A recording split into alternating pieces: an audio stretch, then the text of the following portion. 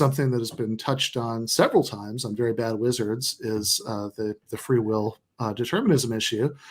And I asked David if he was completely sick of talking about that, and he claimed he was not. So it occurred to me that there's an interesting tie-in here with something I've been reading and thinking about, which is Jerry Cohen is this Marxist analytic philosopher, late 20th century going into early 21st. And the last book that he wrote was this super thin one. Here we go. Got it here. Why Not Socialism? And in that book, in the course of kind of setting out his argument, which is obviously about normative political philosophy, he makes an interesting claim about free will. And I guess before throwing to you guys and then like actually talking about Cohen's argument, I thought like one of the reasons I find this interesting is that in my experience, lots of leftists have a sort of vague impression that like the political valence of this issue is such that free will skepticism sort of like meshes very naturally, with their moral and political preferences, right? Because like they don't like retributivism about punishment, and retributivism about punishment seems to assume free will. They don't like the sort of like insane claims that people will make that like in the economic system we actually live in, anybody who's doing badly, that's just because they didn't work hard enough or whatever, and it's entirely up to them, So they sort of see free will autonomy talk associated with all kinds of things they don't like. And so that makes it super interesting to me every time obviously it's a separate issue from what's actually true, but just like, I think it's interesting to me every time I see a context where it seems to be the other way around, where somebody who does have lefty politics sees some sort of connection that runs in the other directions. That's why I thought this would be fun to talk about. Yeah, absolutely. I loved that section where Cohen is talking about, he's endorsing some sort of compatibilist view, which is like, whatever, causal determinism might be true, but like you're going to sit there and tell me that you lead your life as if causal determinism is true and therefore responsibility is not. Like, don't give me that shit. Like, whatever. And I found it refreshing because, for one, as you say, it's usually the case that people who lean left are super sympathetic to the determinism, but it's inconsistent, as Cohen points out. We blame Trump, right? So I think Cohen is nicely scolding his people. One and two, I know that most philosophers, and you guys correct me if I'm wrong. Yeah. From the survey that just got published with all the philosophers, I was surprised to see how many philosophers call themselves compatibilists, because from the people I hang out with, it's usually mocked. These were like, they think it's soft to be like, you're soft if you're a determined. You're spooky and religious if you're a libertarian. You're soft if you're a determinist. Only the people, the consequentialists who are willing to bite the bullet that is existence can handle this. But I don't know. Am I right in my?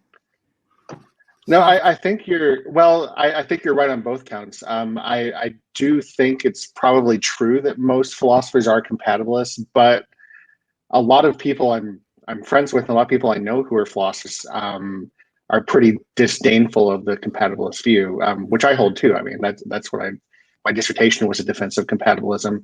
But also on the Cohen thing, I was actually kind of surprised by it, and I'm not sure. I liked it. Like it was entertaining the way he was just so dismissive of oh, come on, you skeptics, come on, you don't really believe that. But I was surprised, when I first read it, I assumed that because I didn't realize how recent this book was. So I was like, oh, this must be like some older thing from the 80s. And Yeah. he just wasn't aware of like the more nuanced skeptical views that are I out thought there. the exact same thing. Yeah. Yeah. And then like to be fair, he was like 150 years old when he wrote it. So. Yeah. That's fair. But yeah, so then to see that it was like a 2009 book, and by then like you have Parabom and other people who have like very nuanced responses to that kind of argument, and he's still putting that argument out. Although he's in good company. So I just read just today, I came across an exchange between Greg Caruso and Leo Zibert about Caruso's recent book about rejecting retributivism. And Zibert writes this very scolding review of Caruso's book that it's very much like Cohen's, just like, there's no way you can possibly believe this. It's impossible.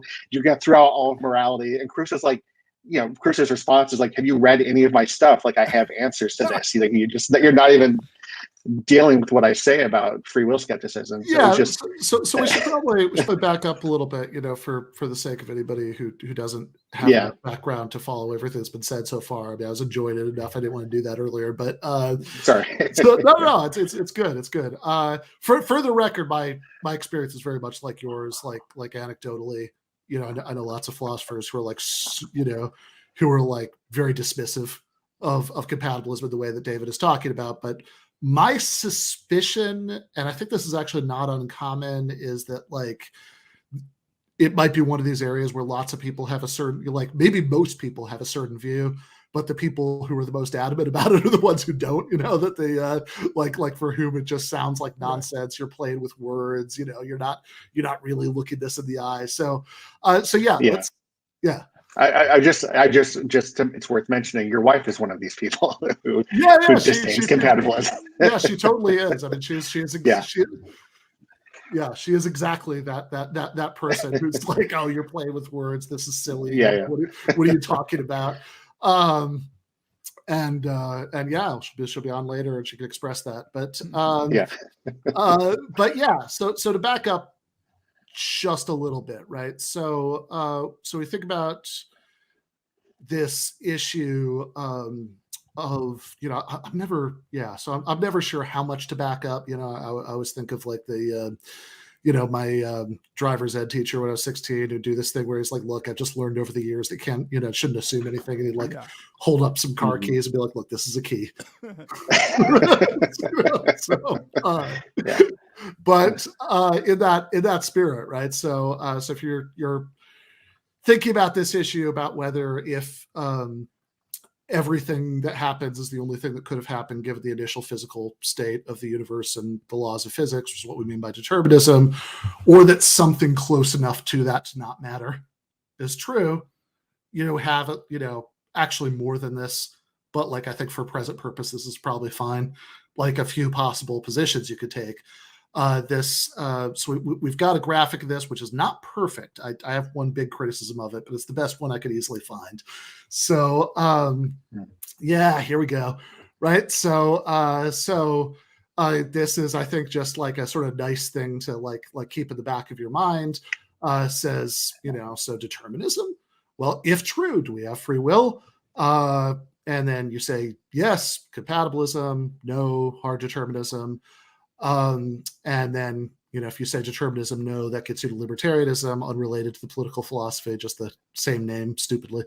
And the big criticism I have, and I want to just foreground this, before Ryan points it out, is that it's that you don't actually have to say, like I think the more common compatibilist line is not, true on determinism. It's, hey, whatever, that's not my department. I don't need a position on that, right? All I'm saying is it doesn't matter if it's true or not, because even if it is, we still have free will, or free will of a certain kind. If you get into more, like depending on how nitty gritty we're getting about our kind of compatibilism. Yeah, and also on the flip side of that, another thing missing from this is there are now like hard skeptics who would say determinism, true or false, doesn't matter. There's no free will. So people like Greg Caruso. Yeah. So yeah, for sure. Right. So yeah, that's so right. We're hard in compatibilism. So just the flip side of the position. So, Mhm. doesn't matter, not by department, because either, but what I'm here to tell you as a philosopher is either way, we don't have free will. So we have in the chat Daniel Sharp from REO Magazine. I've seen his stuff asking, is there any way, so this is a really good, this is actually perfect because this is a good lead in for Ryan to do his thing. He asks, is there any way to save free will without appealing to the supernatural or the unknown? How can one accept materialism or naturalism without accepting determinism? Now, I think this is partially answered by the graphic, but just in general, right? I mean, so this is your, I mean, the sort of easy way to answer this is to do the reverse naughtiness and be like, I mean, I don't think it's magic, but it doesn't mean I don't believe in free will. It's just not made of ectoplasm. But what would be the slightly more sophisticated version of that response? Okay, so there are two questions there. So I'll start with the second question. So how can one accept materialism or naturalism without accepting determinism? I mean, there's nothing in materialism or naturalism that entails determinism. I mean, some people on some interpretations of quantum mechanics think that indeterminism is true, and some people try to make free will work that way. So that's one way. There are people like Robert Cain. Yeah. So there's some people like Robert, and I agree they're crazy. Like, this is like the least plausible of the free will views. Just insert magic into the word. Like, just swap quantum for magic. Yeah. That's right. Exactly. Right. So you throw some quantum stuff, but I mean, but at least it's not appealing to anything supernatural or unknown. So they're trying to make it scientifically respectable. So that's one way you can try to save free will, the way Robert Cain and some of these other people do. But then compatibilism certainly doesn't appeal to anything supernatural or anything unknown. The general compatibilist strategy is to try to do some careful conceptual analysis and say, okay, let's understand free will, and in particular, let's understand the kind of free will that would ground our ordinary practices, praise and blame, or at least some version of it. Maybe we need some revision in there, but our ordinary practices of praise and blame and reward and punishment and things like that. And the compatibilists will argue that we can do all that and give an analysis that just appeals to the kinds of capacities that a person could have, even if we are at bottom just particles or biological machines or whatever. Can I ask a question of you guys? Because it's never quite clear to me whether there's just some slippage in the way that people talk about this stuff, or whether it's always clear in their mind, they just never express it. But that is the way in which the term compatibilist is used, or compatibilism is used, sometimes refers to the claim that both determinism is true and we have free will. And sometimes it refers to the more specific claim that determinism is true and we have moral responsibility. Yeah. And obviously those things are related in the way that you would build the argument. But I feel like it kind of matters, at least in communicating it, whether I say I believe that determinism is true, but nonetheless I believe that we're morally responsible. It seems more palatable, or at least less incoherent than saying I believe determinism is true and freedom is true. Now, I don't think that is incoherent, but I think people get the wrong idea, and it's because you've somehow shaped the question such that, okay, now I'm thinking about ways in which I could hold someone accountable without necessarily having the magic of free will. Right? Yeah, no, I think so. I think usually, I mean, maybe in some of the discussion, it's left ambiguous what people mean, but certainly, I mean, at least I think most people writing on are careful about what they mean. And usually, so I mean, I think a common move for compatibilists is to say, well, when I say we have free will, I mean we have the kinds of capacities that could ground moral responsibility. So a lot of compatibilist philosophers will just explicitly say, this is what I mean by free will. I'm talking about moral responsibility. Some philosophers have, go ahead. Yeah, I was just going to say, I mean, just to sort of as a, friendly addendum to the point, I think that you can, I mean, one way of seeing the point, right? And I mean, I think this really gets to the sort of is this just semantics thing, is that there are all right, there are lots of different things that you could mean by saying that we control our actions. like there are, you know, and that's actually going to be important for where we're going here, but like, you know, clearly I can, you know, like there are tons of senses in which it's clearly true that you control your actions, even if determinism is true. Some of which are really uninteresting and obviously wouldn't give us moral responsibility, right? Like I can, it's clearly true, even if determinism is true, that like there's a put aside some nitpicky philosophy of mind stuff and let's just go G.A. Cohen on this and say, you know what I mean. You Come on. There's clearly a sense in which you have a desire to do something, and there's a cause and effect relationship between that desire and you're doing it, right? Like, so that is a sense in which it is often true that, you know, our desires are in control of our actions. And so that is one thing that you could mean when you talk about being in control of our actions. It's just like not a very interesting one, and not one that really gets you the kind of control that we seem to need for moral responsibility. Because like you just like take 10 seconds and think about like, okay, but what if like what if a mad scientist was like, you know, shooting a ray gun at my head to make me desire that thing? And like, would that really count as the kind of, you know, would you then say it's my fault that I did that thing? Like, clearly not, right? So I think the interesting question isn't like, is there some sense in which people are in control of their actions? The interesting question, and the one that looks a lot less semantic, is one of the senses in which we're in control of our actions, even if determinism is true, the sense that matters for moral responsibility, praise and blame. Yeah. Right. Yeah. So that's how a lot of good. So that's how a lot of philosophers, compatibilists, will break down the issue. And then there are some some interesting recent philosophers who will make a sharp distinction between those questions. So like John Martin Fisher is one, and I think his official position is he's agnostic about the free will question, but he's a compatibilist about the moral responsibility question. And then you also have a guy who's really interesting, Bruce Waller, who is a compatibilist about the free will question, but a denialist about moral responsibility. So they're just filling out all the quadrants. Yeah, we gotta fill them out. It starts to feel a bit that way. What are the logical possibilities no one's defended? Here's how it can get published. So right. So yeah, like I think this is probably good for getting us into Cohen, right? So just to sort of ground the like the context in which it comes up, and I think we could just like do this for 2 minutes and then let you guys talk about the the actual claim.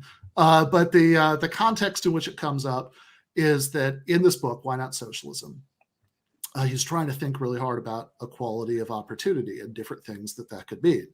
And he says there are 3 different things that, I mean, I'm sure there are more than these. And there are definitely some of these that you could break down into more fine-grained positions. But, there are at least 3 things that you could mean by equality of opportunity. Jake, do we have the graphic for this?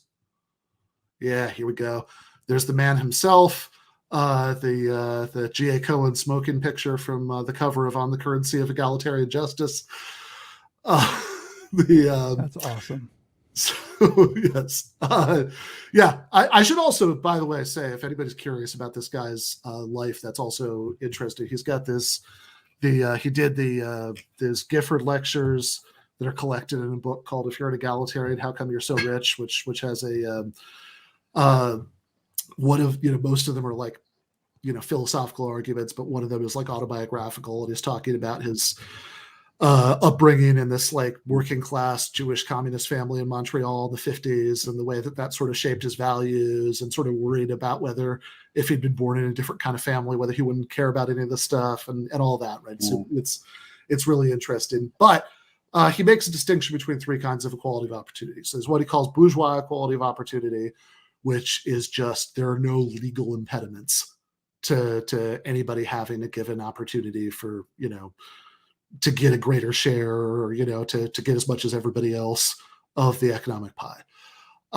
So as long as you don't have, so bourgeois equality of opportunity is violated by slavery and serfdom and, like apartheid racial laws in South Africa and all that stuff, right? So this is a significant, morally important kind of equality of opportunity.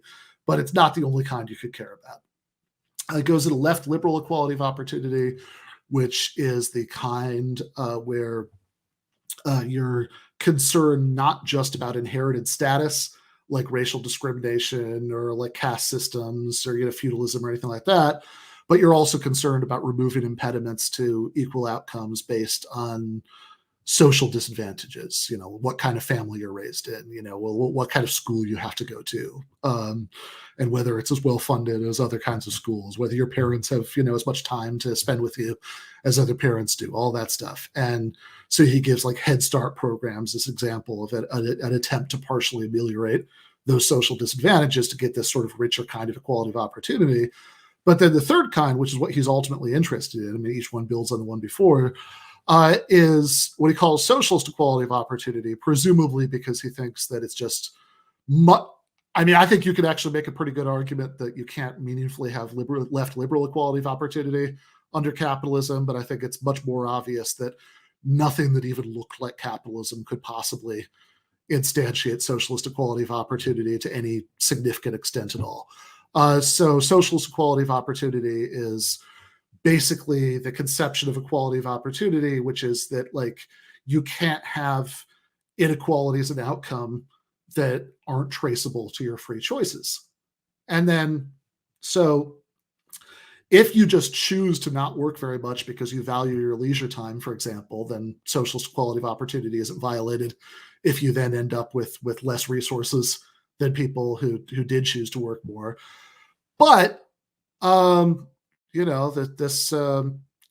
just thinks this is obvious. Obviously, there are many people in the world who don't. Steven Pinker just, like last week, defended capitalism on the grounds of meritocracy. Cohen thinks it's just empirically obvious that that right now most inequality isn't like this. That that most really existing economic inequality is not traceable to meaningfully free choices that that you made when you have good options and all that stuff. But then he makes this point. He being not quite careful enough that he gives much of an argument for it. He just sort of rolls his eyes at his critics, but he is careful enough to see that there is a way that this intersects with the free will and determinism issue, because or at least could be argued to be intersected. We can nitpick this, but he thinks it does. So he thinks that this intersects with the free will determinism issue. And then because if you think that nothing that anybody does is ever under their control, then socialist equality of opportunity is just sort of weirdly redundant. I mean, you might as well just say like complete equality of outcome, because any inequality in outcome would violate, socialist equality of opportunity then, because none of it ever really reaches back to stuff that's under your control, because it's not really under your control. And then he has this very funny passage, although a little frustrated. He's not like, tried harder to sympathetically unpack reasons people could disagree with him. It's a very short book, that David was reading earlier, which I think we have a graphic of this too. The quote, he said, "I said believing that no inequality could truly reflect real freedom of choice would contradict your reactions to people in day-to-day life, and I lack that belief. I lack that belief because I'm not convinced that it is true, both that choices are causally determined and that causal determinism obliterates responsibility." Presumably the one that he denies is the second one, that causal determinism obliterates responsibility. If you are indeed so convinced, then do not blame me for thinking otherwise. Do not blame right-wing politicians for reducing welfare support, since in your view they can't help doing so. Do not indeed blame or praise anyone for choosing to do anything, and therefore you live your life henceforth differently from the way that we both know that you have lived it up until now. The snark is so I was imagining the editor getting this and being like, well, this is probably his last book. Let's just let him say that right now. But I actually maintain that this is, but snark aside, it seems to me that it's not a bad move for a book like this to just say, like, don't call me on this. This is not the time nor the place. Like, we both know that we treat everybody as if they have control over some things and not. And it's, aside from the fact that he looked like he was out to hurt someone's feelings, I think it seems like a reasonable. No, I mean, like I guess the charitable reading of it is like he's echoing like P.F. Strawson, which is like a huge influential tradition in philosophy. Like Strawson's whole defense of a kind of compatibilist is that there are these basic reactive attitudes that we at least most of the time have to. He says we can suspend them occasionally in specific circumstances, but universally, no one could go around living as if we don't praise and blame and engage with people in these ways. So he is echoing that line. But I mean, I think you're right. Like, in this tiny book, it's probably not the place to fully engage with the free will debate. But, any skeptic right now has a response to that they're, yeah. Like he couldn't help himself. Yeah. Go ahead, Ben. Sorry. Yeah, no. I mean, I think Ryan mentioned Paraboom earlier. So Derek Paraboom has a video you can find on YouTube called "The Illusion of Free Will," which is really good. I've showed it to many classes. It's like very accessible and rigorously argued, and he has all sorts of reasons. Like he has all kinds of well thought out reasons that cards on the table I find ultimately unconvincing, but I mean it's a good it's still it's a very serious argument against belief in any form of free will, compatibilist or otherwise. But then like the more interesting part is that he spends the last chunk of the video on like, okay, well, if that's true, right, what what follows here, and he has, again, I'm not really convinced by this part either, but he does at least have a lot of well thought out things to say about how it's not really as morally crazy as it might sound. As that review of the Caruso book, I guess made it sound to say that that we don't really have control over our actions in the way that would be required for moral responsibility. Yeah, that's right. He's such a reasonable guy, that Dirk. Yeah, Can I ask? I mean, Ryan and I had a good night with him on South Beach, several years ago. Back in our grad school days. Yeah, that's right. He's such a nice guy. He's my colleague here at Cornell, as you guys know. Oh, that's good. But he's just such a good guy. Too bad we can't praise him for it. That's right. Yeah. He has the good fortune of being a really wonderful guy. Right. He was very like, we were grad students at the time. He was very kind and generous and engaging with us and our dumb questions. And he was a very cool guy. Yeah. Can I ask you guys a question? Suppose that, we grant this move. It still seems to me like his theory is still calling out for, well, let's figure out at least what things are under control and what things aren't under control. And once you take that step and start having to use criteria to determine what is free, it does seem like you've just walked yourself into a mess where that move, he really can't have his cake and eat it too. And maybe it's best if he had never brought it up. Because I feel like you can have a normative ethics, like Singer or whatever, and just appeal to people to make certain judgments and not worry at all about the metaphysics of the whole thing. But he brought it up. So is that So I mean, let's think about that. So I think you're right. It is definitely a mess to figure out what people are in control of and what people are not in control of.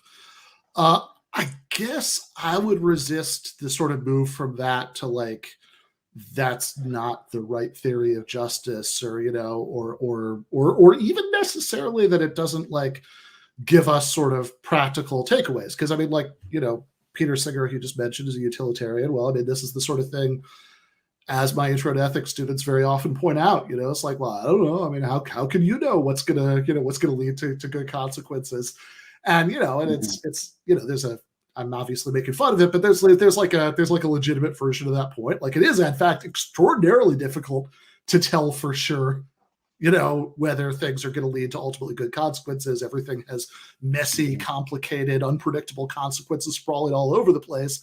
But I think the reasonable thing the utilitarian could say is, yeah, but okay, that doesn't mean that it's like a big mystery whether we're going to cause more happiness in the world by like giving you a cookie or punching you in the face, right? Like we sort of, we sort of do know some of these, right? And we can, and there are, at least, even though there are ambiguities because they're places where it's really hard to know, there are at least some places where we know. And I think Cohen could make a parallel move here and say, look, there are, sure, I mean, there is definitely going to be ambiguity about exactly what's realistically in somebody's control and what's not, right? Like we know, like there are all kinds of talents that people can have, that like some people start out with natural advantages over other people, but can you know in advance whether you can, like, if you worked at it hard enough, right? You'd be able to do this or not, right? Like that's empirically really tricky.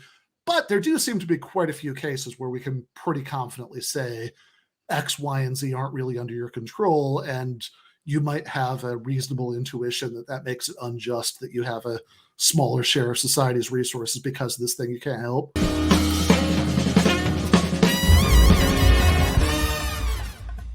You have been watching free public content from Give Them an Argument. To access every single episode of the show, the main show on Monday nights, all of the streams, all of the debate breakdowns, all of the patron-exclusive post-games on Monday nights, all of the patron-exclusive bonus episodes every week, and much, much more, go to patreon.com/Ben Burgis. I cannot resist ending this with, don't be foolish.